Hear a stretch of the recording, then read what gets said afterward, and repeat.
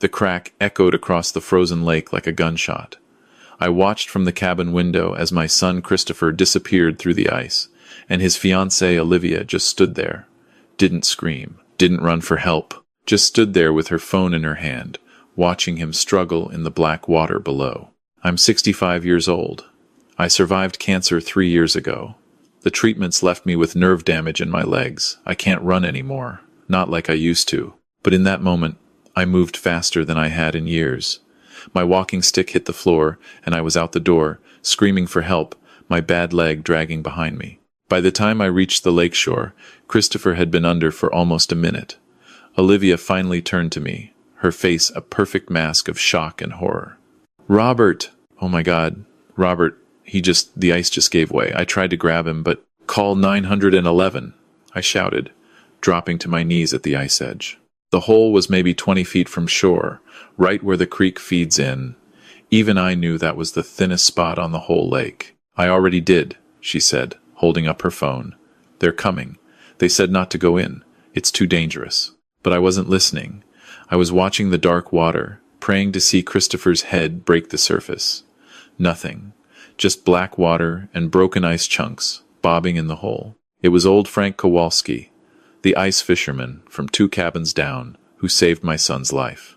He'd heard my screams and came running with his rescue gear, the kind serious winter fishermen keep on hand. He had Christopher out in 3 minutes, but those were 3 minutes that felt like 3 lifetimes. Christopher wasn't breathing when they pulled him out. Frank started CPR immediately, while I held my son's frozen hand, and Olivia stood there, still on her phone, supposedly talking to emergency services. But I noticed something. She wasn't crying, her hands weren't shaking, and when she looked at Christopher's blue lips and frozen skin, there was something in her eyes that made my blood run colder than the January wind cutting across that lake. The ambulance took 40 minutes to reach us. Winter roads in the Rockies don't cooperate with emergencies. By then, Frank had gotten Christopher breathing again, but he was hypothermic, unresponsive, and his hands looked wrong. Too white, too stiff. At the hospital in Canmore, the doctors worked for 6 hours. I sat in that waiting room, still in my wet clothes, watching Olivia pace and make phone calls. She'd changed into dry clothes from the cabin. When did she have time to do that? Christopher's best friend Michael showed up, then Christopher's business partner David, then Christopher's ex-girlfriend Sarah, who Christopher had dated before meeting Olivia 2 years ago. Everyone came, except the one person I thought should have been there. Olivia's father, Gerald. He'd been at the cabin that morning, had breakfast with us, then said he needed to drive back to Calgary for a business meeting. Left an hour before Christopher went through the ice. The doctor finally came out around midnight. Christopher would live.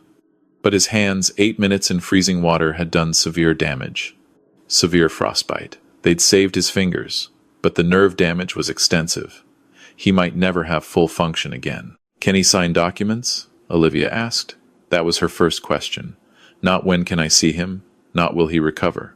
Can he sign documents? The doctor looked puzzled. He's sedated right now.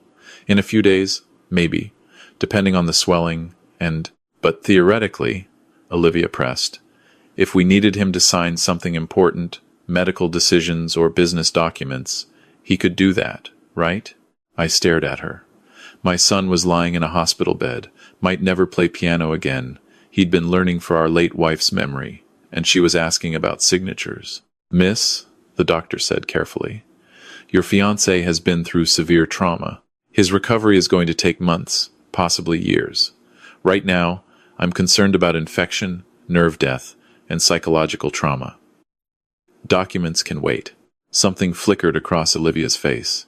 Annoyance? Frustration? She caught me watching and rearranged her expression into concern. "Of course, you're right. I'm not thinking clearly." The shock, but she was thinking clearly. Too clearly. They let me see Christopher around 2 a.m. He was awake, groggy from painkillers, his hands wrapped in thick bandages. He tried to smile when he saw me. "Dad," he whispered. "Olivia okay?" "That's my son. Nearly died, and he's asking about the woman who stood there watching him drown." "She's fine," I said, pulling a chair close. "Christopher, what happened out there? Why were you on that part of the lake?" Olivia wanted to see the sunrise spot, His words were slurred from the medication, said her dad told her about it. Perfect view. But the ice felt wrong. I told her we should go back, but she said I was being paranoid, and then he closed his eyes. Then I was in the water. So cold, Dad. Couldn't breathe. Couldn't see. Just black and cold. Did Olivia try to help you? I don't remember. Everything after hitting the water is blank. He opened his eyes, and they were filled with tears. My hands hurt so much. I stayed with him until he fell asleep, then went to find Olivia. She was in the waiting room, on her phone again. When she saw me, she ended the call quickly. Robert, thank God. How is he? He'll live. No thanks to, I stopped myself. I'm not usually a suspicious man. I ran a property development company for 40 years, and you don't succeed in that business without learning to trust your instincts. But you also don't succeed by making accusations without proof. He'll live, I said again. Oh, Robert. She came forward like she might hug me, then seemed to think better of it. I was so scared. It happened so fast. 1 second we were walking, and the next I should have been able to do more. I should have. You called 911, I said. You did what you could. Did I? She looked at me, and for just a second, her mask slipped. There was something calculating in that look, something cold. Then it was gone, replaced by tears. I keep thinking, what if Frank hadn't been there? What if Christopher had died? We were supposed to sign the transfer papers this weekend. Now, I don't know what. She caught herself. Sorry, that's not important now. What's important is Christopher recovering. The transfer papers. There it was again. My son was taking over my company. $12 million in property development across Alberta and British Columbia. We'd spent 3 months with lawyers, drawing up the papers. Christopher had earned it, worked in the business since he was 22, learned every aspect, brought in major clients. He was ready. The plan was to sign everything this weekend at the cabin. Family tradition.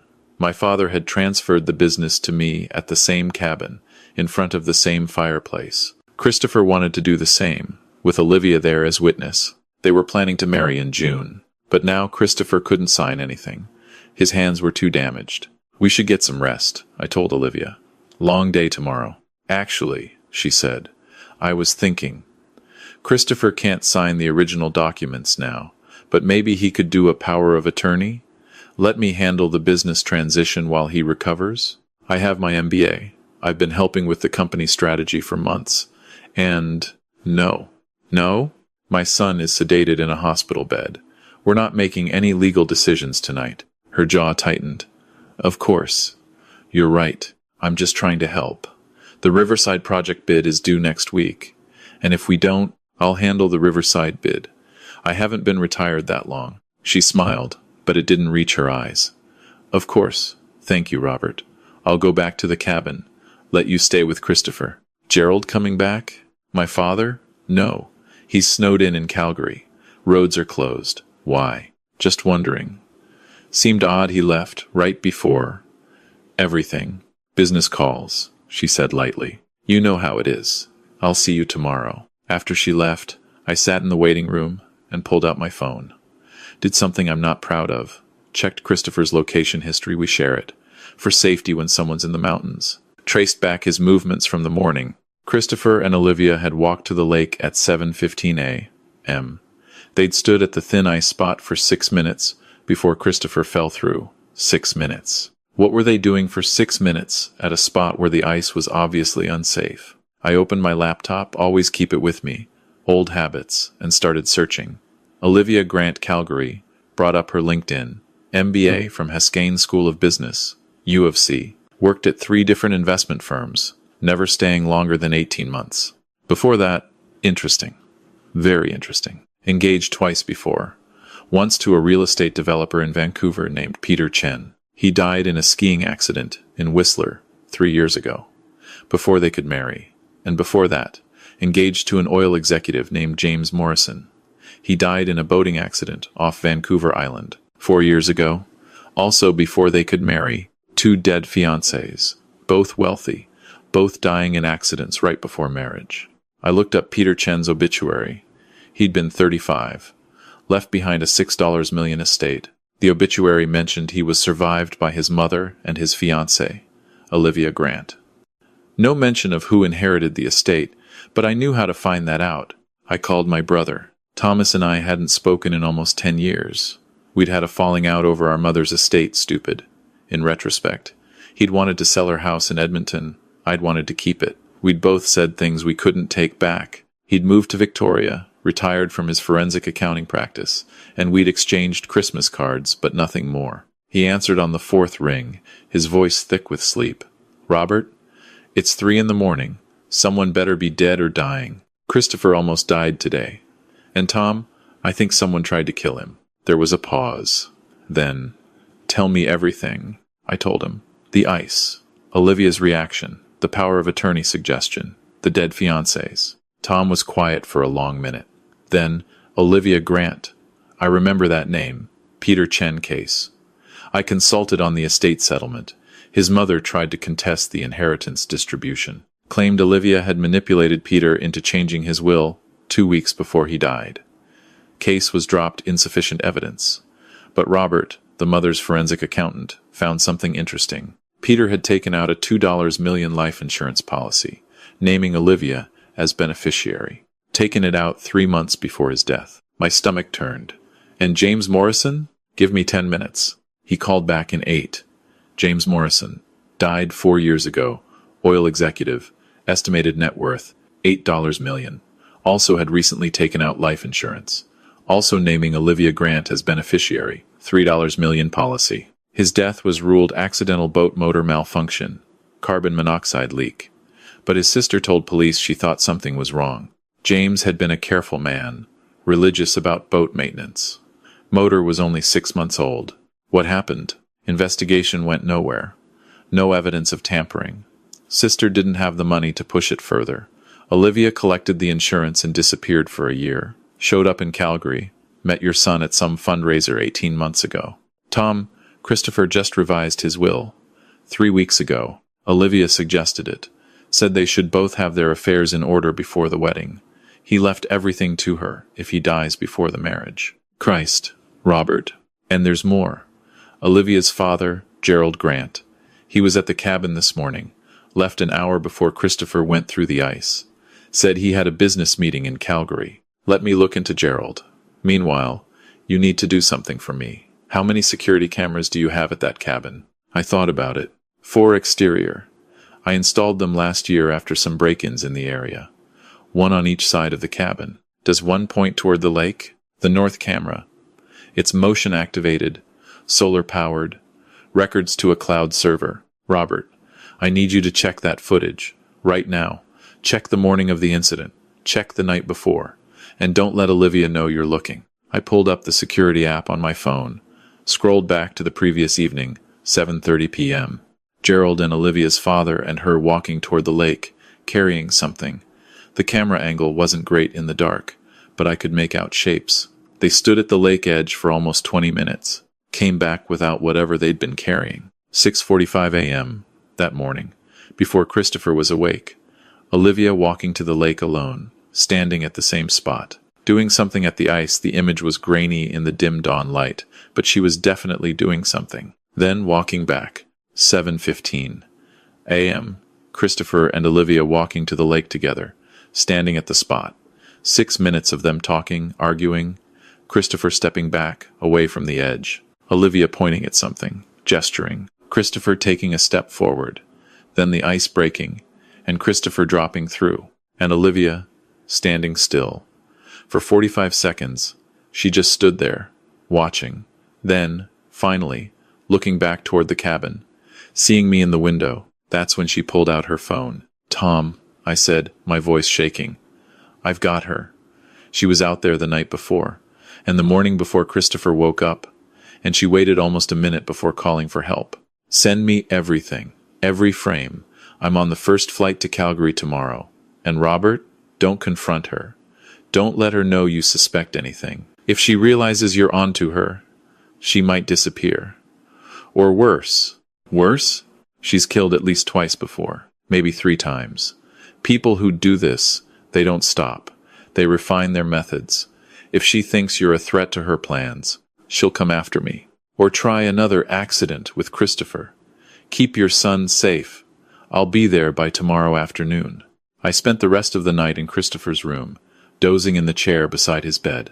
Around 6 a.m., Olivia appeared with coffee and pastries. Thought you might need this, she said, handing me a cup. I couldn't sleep. Kept seeing Christopher falling through the ice. How is he? Stable. Hands are still bad. She sat down across from me, holding her own coffee. Robert, I want to apologize for yesterday. Asking about the documents, about power of attorney. It was inappropriate. I handle stress by trying to fix things, control what I can control. But you're right. Christopher's health is what matters. She sounded genuine, looked genuine. If I hadn't seen that footage, I might have believed her. It's forgotten, I said. Have you thought more about the business transition? I know the timing is terrible, but the Riverside project really does need attention. Maybe I could just help with day-to-day operations while Christopher recovers? Not as power of attorney, just as, well, I am going to be his wife. I want to help carry the load. I appreciate that, Olivia. But I've already contacted our project managers. I'll handle things until Christopher is back on his feet. Something flickered in her eyes. Of course, though, and I hate to bring this up, but legally, aren't you fully retired from the company? I thought the transition paperwork already transferred some authority to Christopher. If he's incapacitated, even temporarily, doesn't that create a legal gray area? She'd done her homework. The preliminary papers had already transferred day-to-day authority to Christopher. I was still majority owner until the final signing, but operational control was his. I'll talk to our lawyers, I said. I'm sure we can work something out. I could talk to them too. I have those MBA contacts. I know some excellent corporate lawyers who... That won't be necessary. She studied me for a long moment, then smiled.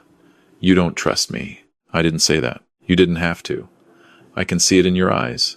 You think this is my fault. You think I somehow caused this. I think my son almost died. I think you were standing right there when it happened.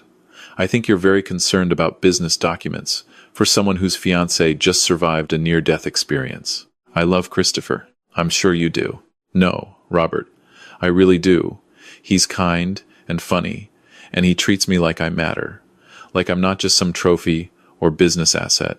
He's the first man who's ever stopped. I know how this looks. I know my history. You looked me up, didn't you? Found out about Peter and James. I said nothing. I figured you would. You're thorough. Christopher says you taught him to always do his homework before any business deal. She leaned forward.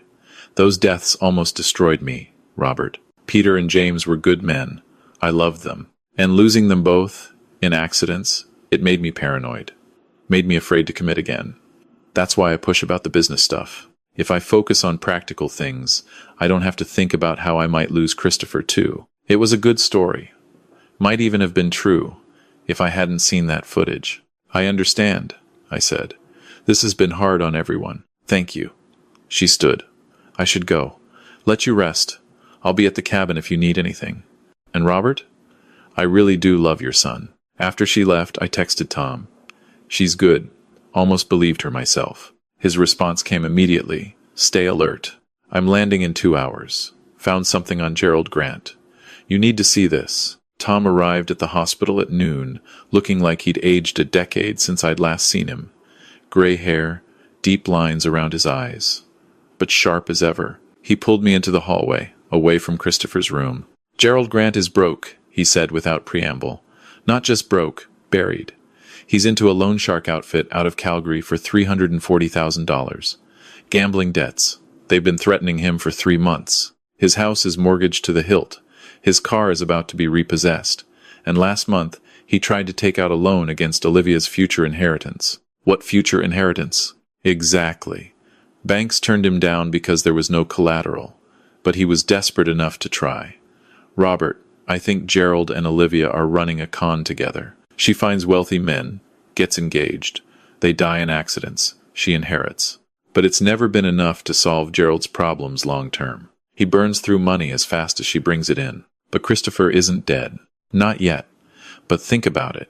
If Christopher had died in that lake, Olivia would inherit. She's the beneficiary on his new will, remember? And even if the will was contested, she'd get something. Life insurance. At minimum. Christopher doesn't have life insurance naming her. You sure about that? I pulled out my phone and called Christopher's insurance agent, Mark Sullivan. We'd used him for years. Mark, it's Robert. Quick question. Does Christopher have any life insurance policies I don't know about? Let me check. Yes, actually. He took out a new policy 3 weeks ago. Term life, $5 million coverage. Named Olivia Grant as primary beneficiary. My blood went cold. 3 weeks ago? Yes. She was actually the one who called to set it up. Said they wanted to make sure they were both covered before the wedding. She took out a policy too, naming Christopher. Did you think that was unusual? Not really. Lots of couples do it. Protection for each other. Is there a problem? No problem. Thanks, Mark. I turned to Tom. $5 million policy, taken out 3 weeks ago. Right after Christopher revised his will. She was setting it up. The will, the insurance. And when you decided to transfer the business this weekend at the cabin, isolated location, winter conditions, dangerous ice, she saw her opportunity. Gerald weakens the ice the night before. Olivia scouts it in the morning, makes sure it's ready, then convinces Christopher to walk out there, but it didn't work. Christopher survived, which means she'll try again. Robert, your son is lying in a hospital bed with limited mobility and compromised awareness from pain medication. She has access to him. She's his fiancée. If something happened, another accident, we need to tell the police. Tell them what? That Olivia stood still for 45 seconds before calling 911? That she took out life insurance? That her father has gambling debts? None of that is proof of attempted murder. The security footage shows her walking to the lake, but you can't see what she's doing. A good lawyer would tear it apart. So what do? Tom smiled grimly. We investigate, properly. We build a case that can't be torn apart. And we do it before she realizes we're onto her. How? I still have my forensic accounting license. I still have contacts in law enforcement. And I've spent the last 10 years consulting on cold cases. Trust me, Robert. We're going to get her. We started that afternoon. Tom pulled financial records on Olivia and Gerald.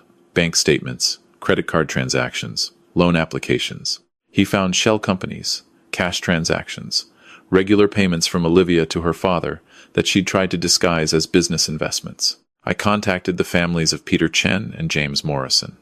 Peter's mother, Helen, agreed to talk. She was in Vancouver, so we did a video call. I knew something was wrong, Helen said, her voice still raw with grief after 3 years.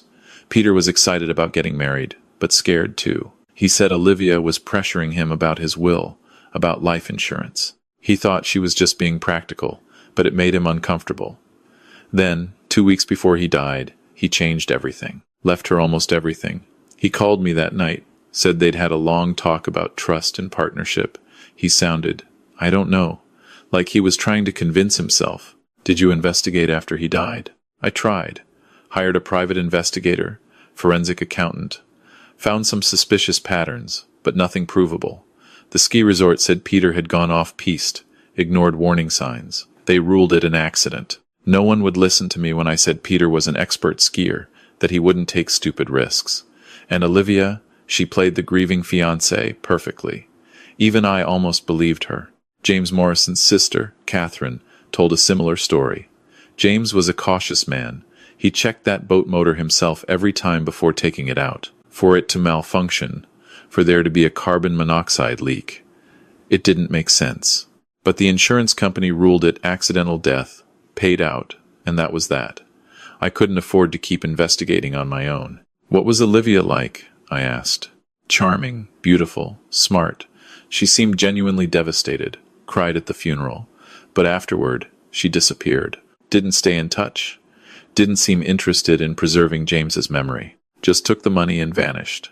Tom compiled everything into a document.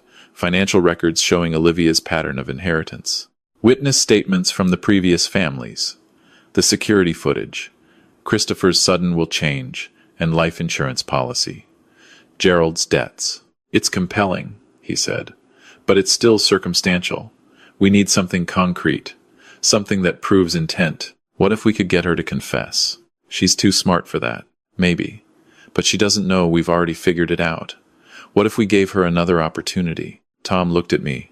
You want to set a trap? Christopher is going to be in this hospital for at least another week. What if we let Olivia think she still has a chance to get what she wants? Let her make another move. But this time, we're watching. Robert, you're talking about using your son as bait. No, I'm talking about protecting my son by forcing Olivia's hand before she can plan another attempt we might not see coming. It took 3 days to set up. Tom worked with his police contacts. Turned out one of his old colleagues was now a detective in Calgary.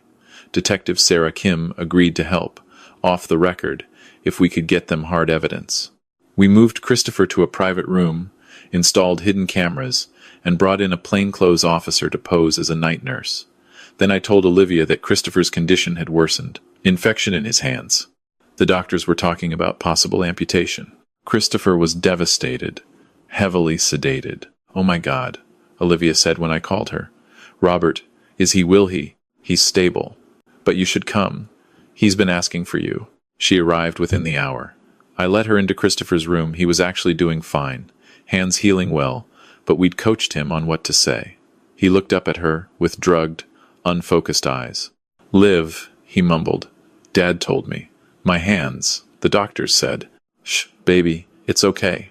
I'm here. She sat beside him, holding his bandaged hand carefully. You're going to be fine. The company. Can't run it now. Can't sign anything. Dad says he has to take back over. All that work for nothing. Don't think about that now. But I am. Liv, if something happens to me, nothing's going to happen to you. But if it does, you'll be taken care of. The will, the insurance. You'll be okay. I watched from the doorway as Olivia's expression shifted. Calculation. Quick, but there. Christopher, don't talk like that. You're going to recover. Dad's going to reverse the business transition. Put everything back in his name until I'm better. Might take months, years, even. All that planning, the transfer papers, the ceremony we had planned. Christopher's voice broke convincingly. I wanted you to be part of it. Wanted you to see me take over. Now you'll never. Hey, stop. I will see it. When you're better, we'll do the whole ceremony. It'll be even more special because you'll have overcome all this. Promise. I promise. She stayed for an hour, then left. Tom and I reviewed the footage. She'd been careful, hadn't said anything incriminating, but we'd planted the seed. Christopher was worth more dead than alive now. The business transition was stalled. His hands might never recover.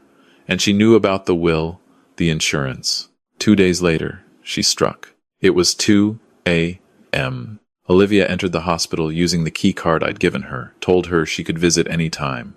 She went straight to Christopher's room. The plainclothes officer was in the hallway, watching through the camera feed. Olivia stood over Christopher's bed for a long minute. Then she pulled something from her bag. A syringe. The officer and Detective Kim burst in before she could use it. Olivia spun around, syringe in hand. Mrs. Grant, put that down, Detective Kim said. Christopher needed his pain medication. The nurse said I could. That's not pain medication, Tom said, stepping in from the hallway. We already had it tested. You've been carrying that syringe for 3 days. It's filled with potassium chloride. Injected into his IV line, it would have caused cardiac arrest. Would have looked like complications from the hypothermia. Olivia's face went white. I don't know what you're talking about. We know about Peter Chen, I said. We know about James Morrison. We know about the life insurance policies, your father's debts, the weakened ice at the cabin. We have footage of you at the lake the night before Christopher fell through. We have footage of you waiting 45 seconds before calling for help. We have financial records showing payments from you to your father. And now we have you, attempting to murder my son with a lethal injection. She looked at the syringe in her hand, at the police, at me, and something in her snapped. You should have just let him sign the papers, she said. Her voice was different now, colder, at the cabin, before the ice. That was the plan. He signs over the business. We get married. I wait a few years, then another tragic accident. But no, you had to insist on the family ceremony, the perfect moment. You made this messy. Keep talking, Detective Kim said. You're making this very easy. Why not? You already know everything. She looked at me. You were supposed to be the easy mark. Grieving widower, lonely, wanted to believe his son found true love. Instead, you're paranoid and suspicious, just like Helen Chen, just like Catherine Morrison. You people and your trust issues. Did you kill Peter and James? Detective Kim asked. Olivia shrugged. Peter was an accident. Sort of. The avalanche would have happened anyway. I just made sure he was in the right spot when it did. James was easier. Carbon monoxide is tricky, but if you know what you're doing with boat engines. He never felt a thing. Just fell asleep and didn't wake up. Christopher, who'd been pretending to sleep, sat up. His hands weren't bandaged anymore. That had been part of the act. He stared at Olivia like he'd never seen her before. You killed them. You were going to kill me. Oh, baby, don't be dramatic. You would have been happy with me right up until the end. I'm very good at playing the devoted wife. Peter and James died thinking they were loved. Isn't that better than some long, painful marriage followed by a bitter divorce? She actually believed it, thought she was being merciful. They arrested her that night. Gerald was picked up the next morning at his apartment in Calgary. When confronted with Olivia's confession and the evidence against him, he broke immediately, confirmed everything. The weekend ice, the planning, the previous deaths. Turned out Olivia had been doing this since she was 23. 5 men before Peter, all smaller scores. She'd been refining her technique for almost a decade. The trial took 6 months. Olivia's lawyers tried everything, claimed the confession was coerced, that she was mentally unstable, that she'd been abused by Gerald and wasn't responsible for her actions. None of it worked.